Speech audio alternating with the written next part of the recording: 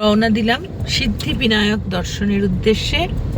এখান থেকে আমাদের সময় লাগবে 1 ঘন্টা সিদ্ধিবিনায়ক মন্দির পৌঁছতে। লাইন টাইন হবে দিদিভাই, কি বলো? লাইন তো একটু হবার চান্স আছে। সিদ্ধিবিনায়ক কি লাইন ছাড়া হয়? দেখি যদি সিনিয়র সিটিজেন হয়ে যেটাকে আমার অ্যাসিস্ট্যান্ট হয়ে ঢুকিয়ে দিতে পারি। টপিক তো মাথার চুলটা সাদা আছেই, ঢুকে যাবে, এমনিই হয়ে যাবে।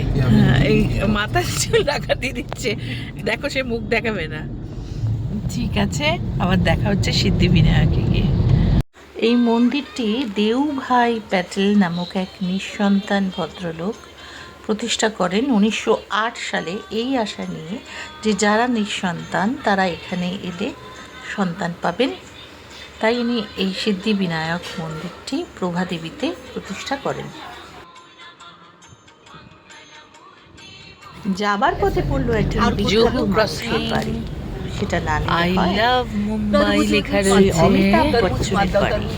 আর কোনটা ये वाला বানানা পাপায়া, इसके बाद এখন আসছে অমিতাভ বচ্চনের বাড়ি। এটা सेव अच्छे मिल थोड़ा रहा है। देर बाद। रखो अच्छा, सेव रखो, थोड़ा बहुत रखो। और वो नींबू पानी किसी का खूब excited। वो तो रहेगा ही ना। बिग बॉसेर बाड़ी देखो। कौन सा? ठीक है, पुलिस लगा है ना वहाँ पे। पुलिस वाला है सामने। थोड़ा टाइम के बाद फिर से कौन सा? ये वाला ये जो गार्ड खड़ा है ना, গার্ড খাড়া है, দেখো প্রতীক্ষা। এই বাড়িটার নাম হচ্ছে এটাতে প্রতীক্ষা। এরা অমিতাভ বচ্চনের বাড়ি। আর আগে একটা বাড়ি দেখলাম, সেটার নাম হচ্ছে জলসা, জুহু ক্রসিং এ বিগ বির বাড়ি। পুজো হতো এখানে, এখন লোথার বিল্ডিং হয়ে গেছে। এটা রানী মুখার্জির পুজো হতো এখানে আগে। মানে এটা হচ্ছে মহেশ লাঞ্চম। এই দেখ এটাই হচ্ছে সমুদ্রের ফিশের জন্য, আচ্ছা। সি ফুডের জন্য স্পেশাল বিখ্যাত। মহেশ লাঞ্চম।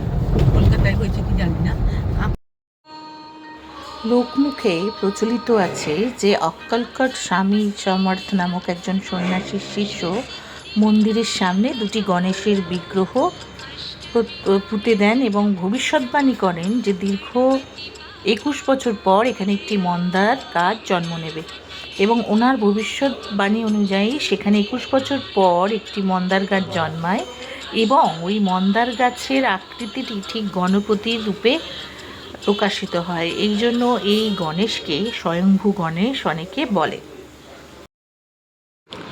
সিদ্ধিবিনায়ক মন্দিরে একটি মূষক রাখা আছে, অনেকগুলো ইঁদুর রাখা আছে। এবারে এই ইঁদুরের কানে কানে মনস্কামনা জানাচ্ছে দিদিভাই। একদিকের কানটা চেপে রেখে আর একটা কানে মনস্কামনা জানাতে হয়, তাহলে তোমার মনস্কামনা পূর্ণ হয়। এটা মহারাষ্ট্রের সকলে করে। তো দিদিভাইয়ের দেখে দেখে আমিও লেগে পড়লাম একই কাজ করতে। ব্যাস, বশিষ্ঠ মুনির আশ্রমে বলে এসেছিলাম, আবার এখানে বললাম মনস্কামনা। এটা হচ্ছে সিদ্ধিবিনায়ক মন্দির থেকে বেরিয়েই সামনের রাস্তা। বড় বড় স্ক্রিনে দেখা যাচ্ছে ভিতরের মন্দিরের পুরো ছবি।